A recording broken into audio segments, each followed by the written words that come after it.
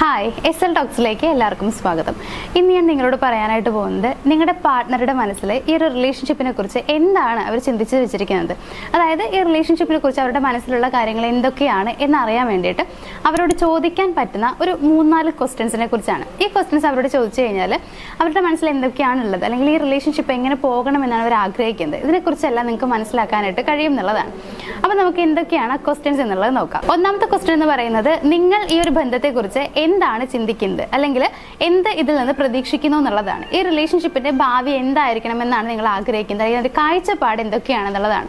അതായത് ഇവിടെ നിങ്ങൾ ചോദിക്കേണ്ടതെന്ന് പറയുന്നത്, ചിലപ്പോൾ നിങ്ങളുടെ പാർട്ട്ണർക്ക് ഈ റിലേഷൻഷിപ്പ് എങ്ങനെ പോകണം എന്നുള്ളതിനെ കുറിച്ച് കുറേ ചിന്താഗതികൾ ഉണ്ടായിരിക്കാം.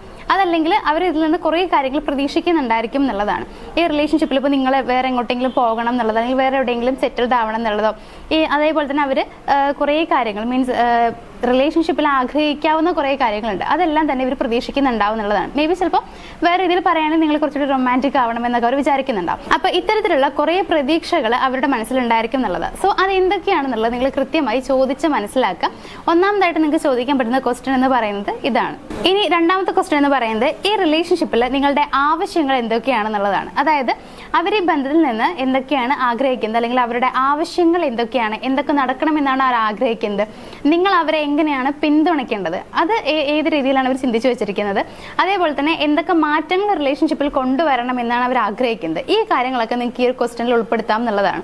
ചിലപ്പോൾ ചിലർക്ക് ആഗ്രഹം ഉണ്ടാവും, എനിക്ക് ഇന്ന കാര്യം ചെയ്യണമെന്നുണ്ട്, സോ അതിന് നിങ്ങളുടെ സപ്പോർട്ട് ഉണ്ടെങ്കിൽ കുറച്ചുകൂടി നല്ലതായിരിക്കും എന്നവർ വിചാരിക്കുന്നുണ്ടാവും.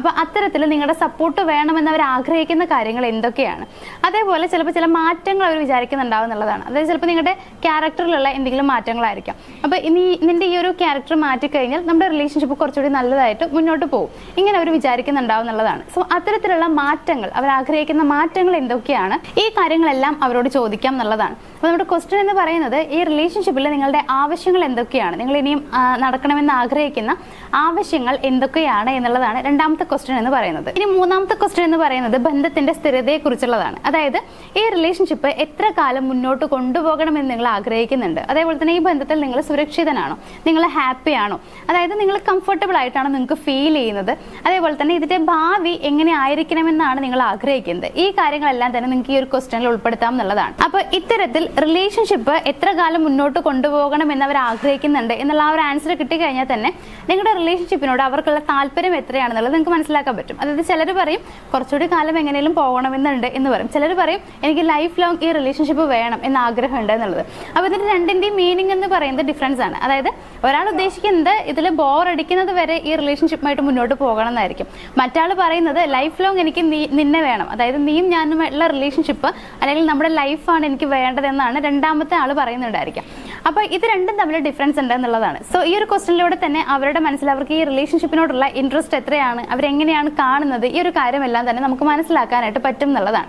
ഇനി നാലാമത്തെ ഒരു ക്വസ്റ്റ്യൻ എന്ന് പറയുന്നത്, നിങ്ങൾക്ക് എന്നോടുള്ള ഇമോഷൻസ് എങ്ങനെയാണെന്നുള്ളതാണ്. അതായത് എന്നോട് നിങ്ങൾക്കുള്ള വികാരങ്ങൾ എങ്ങനെയാണ്, മീൻസ് ചിലപ്പോൾ അവർക്ക് അവരുടെ എന്താ പറയുക മക്കളെ പോലിരിക്കും നിങ്ങളെ ഫീൽ ചെയ്യുന്നുണ്ടായിരിക്കാം, ചിലപ്പോൾ ഏറ്റവും നല്ല ഫ്രണ്ടായിട്ട് നിങ്ങളെ കാണുന്നുണ്ടായിരിക്കും, ചിലപ്പോൾ ഒരു പ്രണയിനി എന്നുള്ള രീതിയിൽ മാത്രമായിരിക്കാം, ചിലപ്പോൾ ഒരു വൈഫ് എന്നുള്ള രീതിയിലായിരിക്കാം.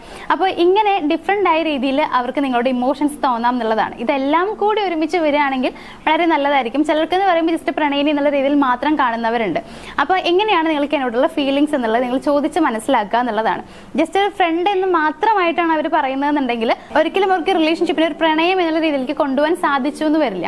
അപ്പോൾ അത് നിങ്ങൾ കൃത്യമായിട്ട് ചോദിച്ച് മനസ്സിലാക്കുക എന്നുള്ളതാണ്. അതായത് ഏത് തരത്തിലുള്ള ഇമോഷനാണ് നിങ്ങളോടുള്ളത് എന്നുള്ളത് നിങ്ങൾ ചോദിച്ചറിയാം. അതേപോലെ തന്നെയാണ് അവർക്ക് എപ്പോഴൊക്കെ നിങ്ങളെ ആവശ്യമാണെന്നുള്ളത് ചോദിക്കുക. അതായത് ചിലപ്പോൾ അവർക്ക് ഒരുപാട് സങ്കടം വരുന്ന സമയത്ത് നിങ്ങളെ ആവശ്യം ഉണ്ടായിരിക്കും, നിങ്ങളുടെ സപ്പോർട്ട് ആവശ്യം ഉണ്ടായിരിക്കും. സോ ഇങ്ങനെ നിങ്ങളെ മിസ് ചെയ്യുന്ന അല്ലെങ്കിൽ നിങ്ങൾ അവരുടെ അടുത്ത് വേണമെന്ന് അവർ ആഗ്രഹിക്കുന്ന സിറ്റുവേഷൻസ് ഏതൊക്കെയാണെന്നുള്ളതൊക്കെ ഈ ഒരു ക്വസ്റ്റ്യനിൽ നിങ്ങൾക്ക് ഉൾപ്പെടുത്താം എന്നുള്ളതാണ്. അപ്പോൾ ഈ ഒരു 4 ക്വസ്റ്റ്യൻസ് നിങ്ങൾ ചോദിച്ചു കഴിഞ്ഞാൽ ഉറപ്പായിട്ടും അവരുടെ മനസ്സിൽ ഈ റിലേഷൻഷിപ്പ് എങ്ങനെയാണുള്ളത്, അതായത് ഈ ബന്ധത്തെക്കുറിച്ചുള്ള അവരുടെ ചിന്താഗതികൾ എന്തൊക്കെയാണെന്നുള്ളത് നിങ്ങൾക്ക് കൃത്യമായിട്ട് മനസ്സിലാക്കാനായിട്ട് പറ്റും എന്നുള്ളതാണ്. അതിലൂടെ തന്നെ, അതായത് ഈ ഒരു ആൻസറിലൂടെ തന്നെ ഈ റിലേഷൻഷിപ്പ് നിങ്ങൾ ഇനി മുന്നോട്ട് കൊണ്ടുപോകണോ വേണ്ടേ എന്നുള്ളതിനുള്ള കൃത്യമായ ആൻസർ കൂടി കിട്ടും.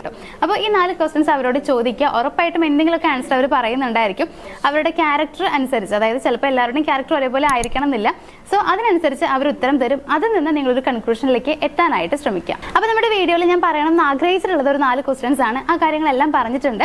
അപ്പോൾ നിങ്ങൾ ഈ ക്വസ്റ്റ്യൻസ് എല്ലാം ചോദിക്കും എന്നുള്ള വിശ്വാസത്തോട് കൂടിയിട്ടും നിങ്ങളുടെ എല്ലാവരുടെയും റിലേഷൻഷിപ്പ് ഒക്കെ നല്ല രീതിയിൽ മുന്നോട്ട് പോകട്ടെ എന്ന് ആശംസിച്ചുകൊണ്ടും ഇന്നത്തെ ഈ ഒരു വീഡിയോ ഞാൻ വൈൻഡപ്പ് ചെയ്യാണ്. നമുക്ക് മറ്റൊരു വീഡിയോ ആയിട്ട് കാണാം. താങ്ക്